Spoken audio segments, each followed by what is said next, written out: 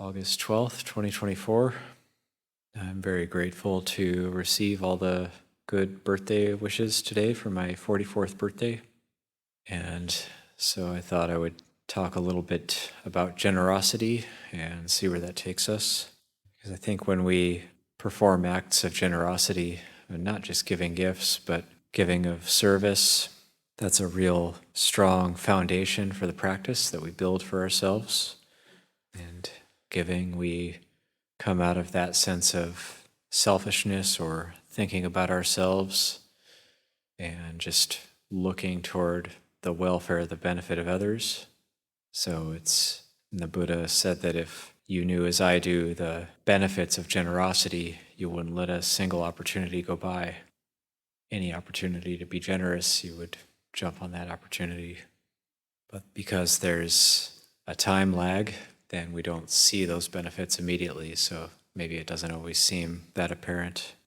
And sometimes I think what the Buddha is pointing to with generosity is there can be this tendency that we focus too much on ourselves, and this can come up in practice as well, where we get hyper-focused on ourselves, on our own mind, our own defilements, and then that focus itself creates certain obstacles which can cause us to be miserable, essentially. But that sense of coming out of ourselves and learning how to have empathy for others, a sense of caring for others, it's a really important quality.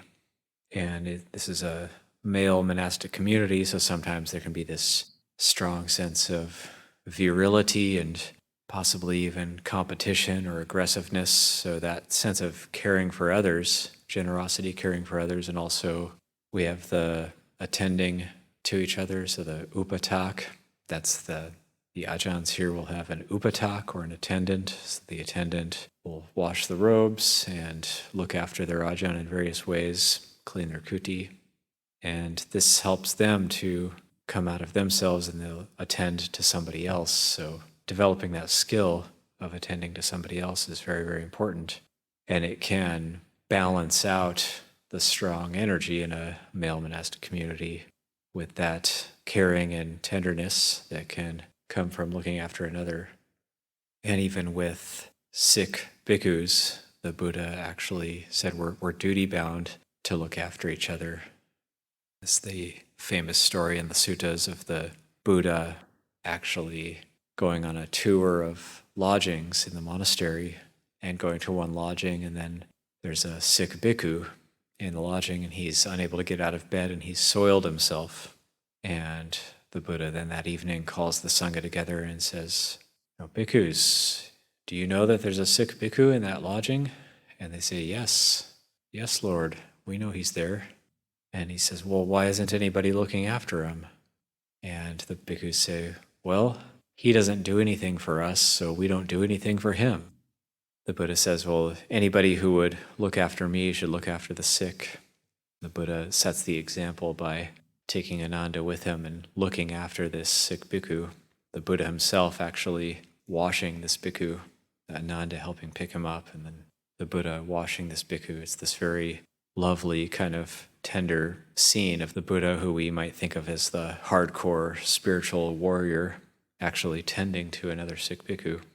And there's actually a Buddha image of this. It's a rare style of Buddha image, but it's the Buddha actually picking up an emaciated bhikkhu and then Ananda with like a washcloth.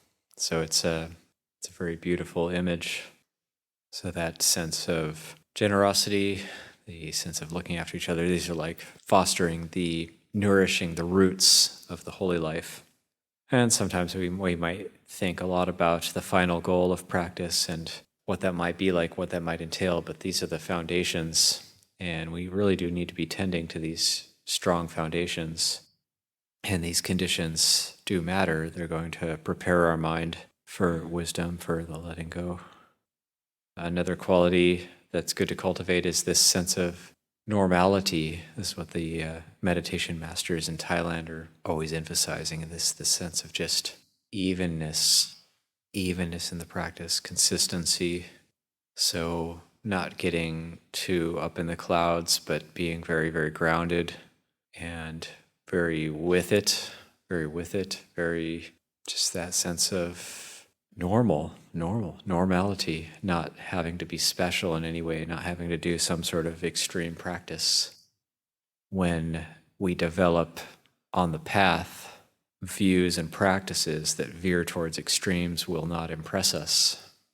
But there is that's desire. We want to take things to extremes. If we hear that, oh, eating little is good, we might want to eat nothing, fast. Or we hear sleeping little is good, we might want to say, oh, I'll go completely without sleep. That's not balanced. That's going to extremes. So really bringing things into balance is important. If we feel like the mind is too much in space or in the clouds, then we can contemplate earth element. And when we contemplate earth element, we can, say when we're in the meditation session, feel the weight of the body on the ground. And being attentive to that sense of weight can be very helpful. And also feeling the weight of the body throughout the whole body, the weight of the head, the weight of the torso, the weight of the right arm, the left arm, the weight of the right leg, the left leg, and feeling that weight that is then pressing down on the ground, and contemplating earth element in that way can be very grounding.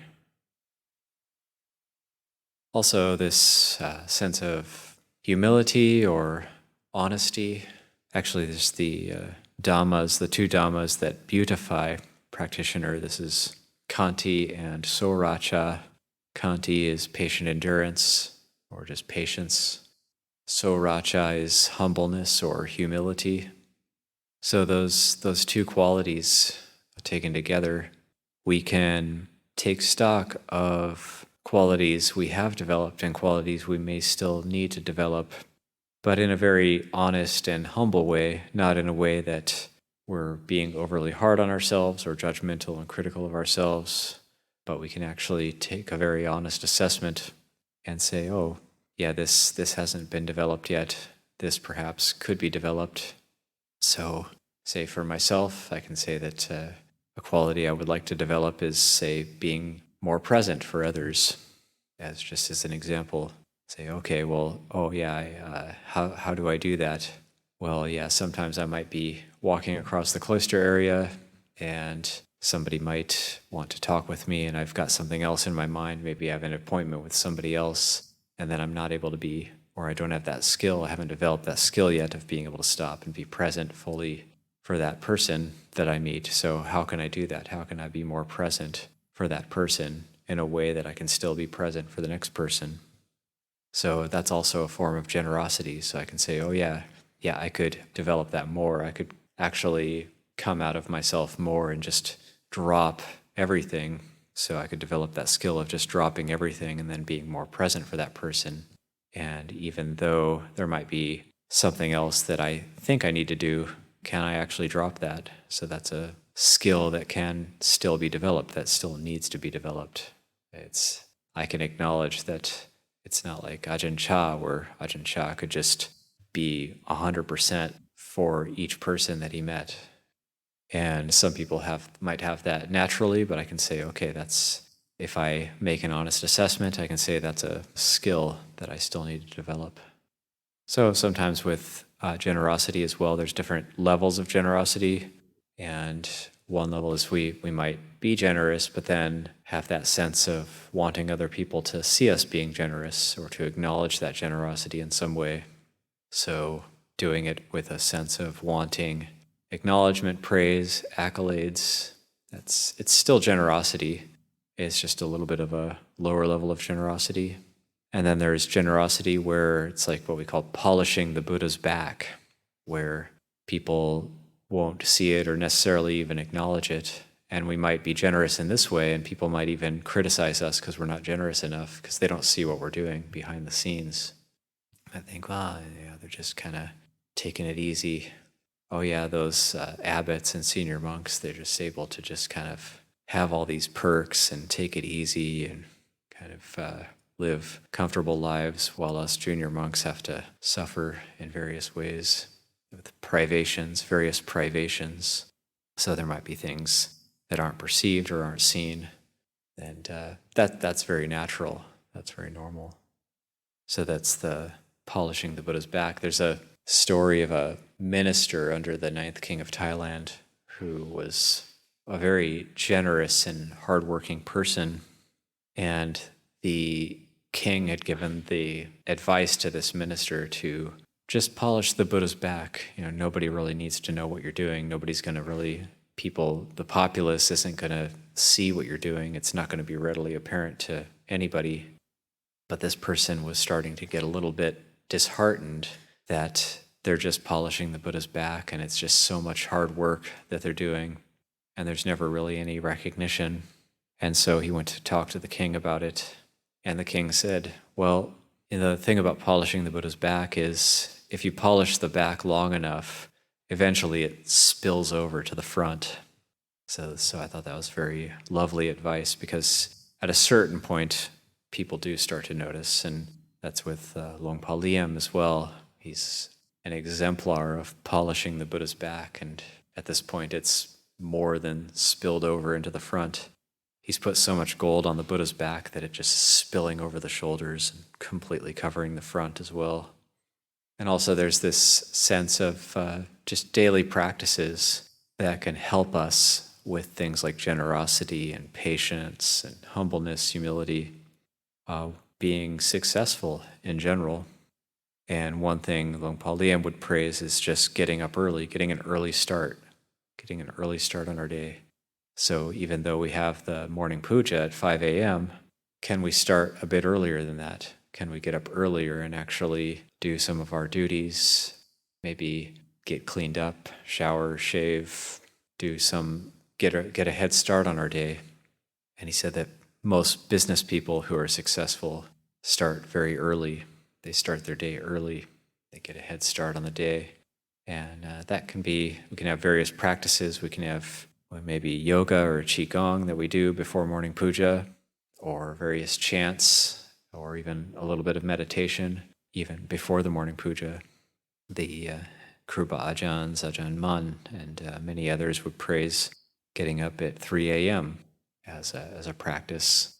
Of course, there's some people who are early birds and other people who are night owls, like to stay up a little bit later, so it really depends on the person. So people who are able to get up at 3 a.m., they might end up just going to sleep around 9 or so.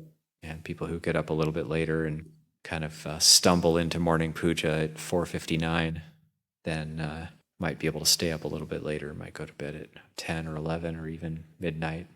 So it really depends. If we're getting 5 hours, 6 hours of sleep, that's good. That's a good monastic schedule. That's a good kind of balance. That sense of starting the day early, there might be some work we're engaged in, a sewing project or some other project. If we wake up early, we can actually work a little bit on it. It's going to get done in more of a timely fashion than if we were to just work on it in the middle of the day. And if we wake up early, the mind can be quite bright at that time. And keeping precepts, this is a progression the Buddha talks about, is dana, generosity, and then sila, which is the virtue, the keeping of precepts. Bhavana is the third aspect, which is the cultivation, the practice.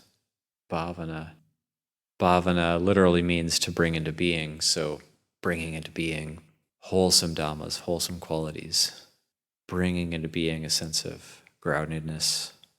So anything we want to develop in the practice, whether it's precepts that we might be struggling with or some sort of Dhamma practice that we want to engage in, we can start by setting the intention. So for example, I could set the intention to want to be more present for people, and I could set that intention and say, with that intention, then the mind is naturally going to be thinking about, contemplate, oh, how can I do that? How can I achieve that? If we want to memorize some chanting, say we want to memorize all of the Paritta chanting, we set the intention. I'm going to do this. And how can I do this? Can I wake up early and practice my chanting? Or can I practice what I've memorized so far before I go to bed? So once we set the intention, then we'll start trying to figure out ways to actually achieve that end. So bhavana, bringing into being. This is memorizing. Chanting is bhavana. Sitting meditation, walking meditation. This is bhavana. Cultivation of anapanasati, and even just cultivating a yoga or a qigong practice to further bring our bodily energy into balance. That's bhavana. And all of these practices can be very, very skillful. When we habitually engage in acts of generosity, eventually that's going to go into the mind. So I think the Buddha talks about generosity because it's leading to relinquishment. It's training us to be able to mentally let go of things. So anything we're holding on to, can we give with an open hand? If we see that somebody needs something, can we give with an open hand? And then that's dana, and then there's chaga, which is the internal generosity or the internal relinquishment. So that's when we can give up things like our views and opinions, which this is ditthuppadana, this is ditthimana, conceited clinging to views and opinions. And the Buddha said we can't stop suffering unless we let go of those things. So, political views, that's ditthimana. That's all it is. It's not that having the correct political view is going to end suffering. In fact, it's keeping us in suffering. It's, say, judging somebody based on their political views is no different than judging somebody in the time of the Buddha for being a Vesa, Sudda, Khattiya, or Brahmin, one of the four castes. The Buddha said, no, purity is not through caste. Purity is through bhavana. Purity is through sila. Purity is through virtue and cultivation, not through whatever group you're identified as. And we might think, but this is different. This is different. If you're part of this group, you're bad. If you're part of that group, you're good. But it's actually not. It's actually the same. But people held, at the time of the Buddha, people held to it just as strongly. Or if you're Thai, there's red shirt and yellow shirt. Exactly the same. No, but you don't understand, Ajahn, because you're in the monastery. You don't understand this stuff. But from a Dhamma perspective, it's just ditthuppadana. And Luangpur Ban he said ditthimana, the clinging to views and opinions. It's actually what we call it in the discipline of the Noble Ones, the iron curtain, that we can't see past it. We can't see through it. It's very, very difficult to see past it, ditthimana. And it's keeping us in suffering. Ditthimana, and also Luangpur Cha talked about this. They said it's harder to destroy than a mountain. So by physical effort and enough tools and explosives and heavy equipment, we might be able to physically dig an entire mountain away or move a mountain. But it's actually harder to obliterate and get rid of ditthimana, the views and opinions. So that's a pretty strong statement. That means it's very, very difficult. So if we can't get rid of this right away, that's okay, to be very, very forgiving of ourselves. That's another quality to be cultivating, to be forgiving of ourselves, knowing that we're all in the same boat and everybody has this sense of dissatisfaction and of suffering.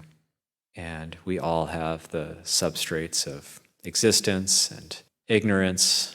And all we can do is try our best, be as generous as we can be as forgiving as we can be as kind as we can be, to do our best, to not hold back when there's a chance to help somebody else, to do our best, to not hold back when there's an opportunity to give to somebody else, to not hold back from that, so to do our best with that, to be attentive to whatever duties we have in the monastery, to be doing the best we can with it, and the mind will be refreshed and bright. Then we can really develop the tools to start to see through the more difficult things like ditthimana. So dana, sila, bhavana, that's something to think about. Dana, generosity. Sila, virtue, precepts. Bhavana, mental cultivation. Dana leading to chaga. Chaga is the internal quality of relinquishment. The dhammas that beautify a practitioner, this is kanti and suracha. So that's patience and humbleness, humility. These are things worth thinking about, and I think that's probably good. I don't want to go on for too long because it'll be hard to remember and put into practice if I speak too much, but have that as a Dhamma offering for today, and whatever is helpful, please take it and practice with it, and whatever is not helpful, please feel free to set it aside. I think I'll leave it there for this evening.